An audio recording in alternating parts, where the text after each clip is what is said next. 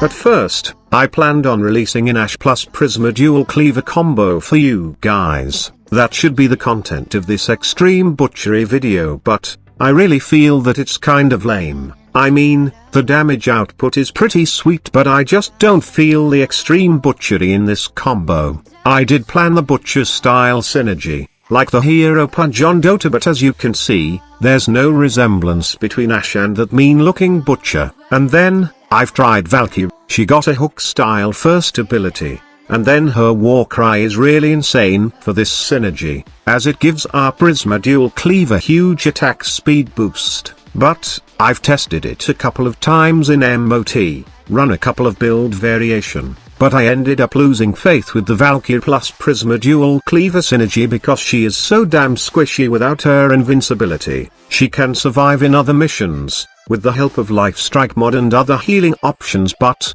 MOT is my testing ground. And once a build doesn't even pass 1 hour of survival in this mission, I consider it as a fail experiment. And then, it hit me. I probably missed out Warframe that can wield the dual Prisma cleaver, and can perfectly imitate the Pudge style gameplay, well, probably even better in my opinion.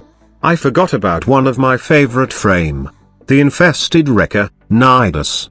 He got a hook style gameplay with his lava ability. He is durable and considered to be one of the best tank in Warframe, just like Pudge in Dota. They are both hideous looking but definitely sexy for me. And lastly, he can wield the dual Prisma cleaver really well, and in fact, Nidus can make this weapon of extreme butchery a lot better. So, I know you are eager to know how I build my Butcher of Death. So let's head to the build section of this video.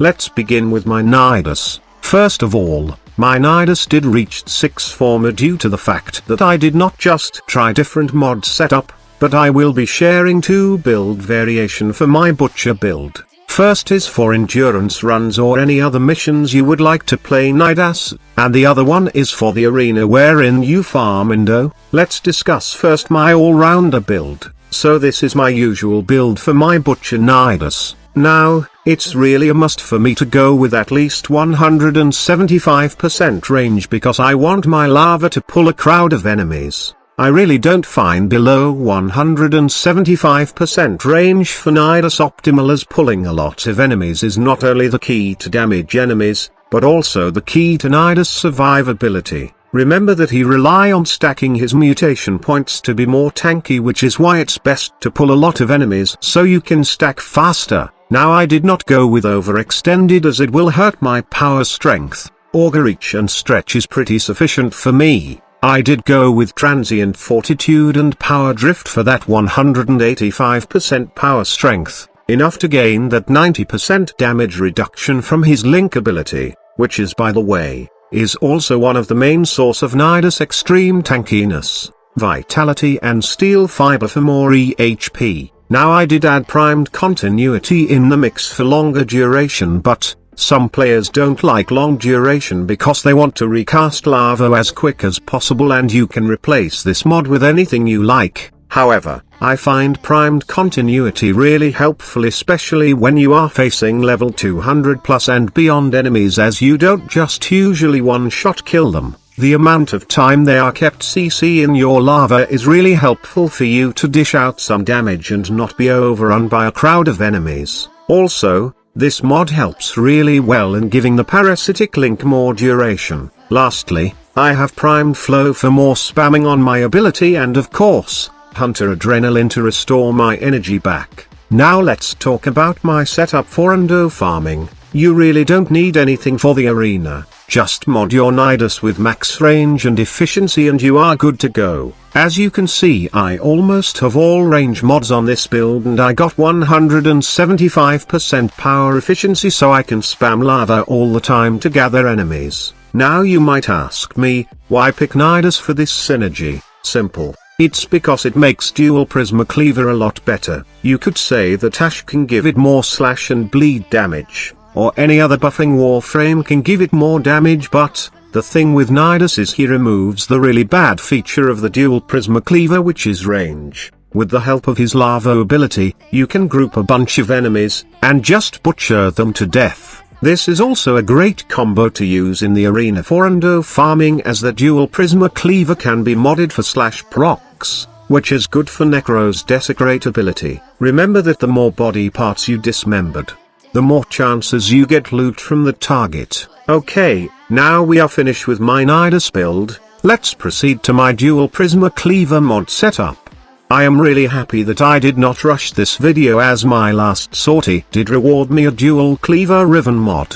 I did re-roll it a couple of times, and received this sweet damage and critical damage boost for my dual Prisma cleaver. Now this is my usual mod setup. It's basically a crit and slash build with the addition of condition overload for more damage. Since I am aiming for extreme butchery, that is why I mod this weapon to proc slash and bleed damage, so I can dismember more enemies more often. For those who don't have a riven yet on their dual Prisma cleaver, then you can go with buzzkill on this riven slot. To tell you honestly, a riven makes this setup extremely good, but an ordinary build for this weapon, while used by Nidus, can also perform really well. Okay, let me give a short demo on what a rivenless dual Prisma cleaver with this build can do.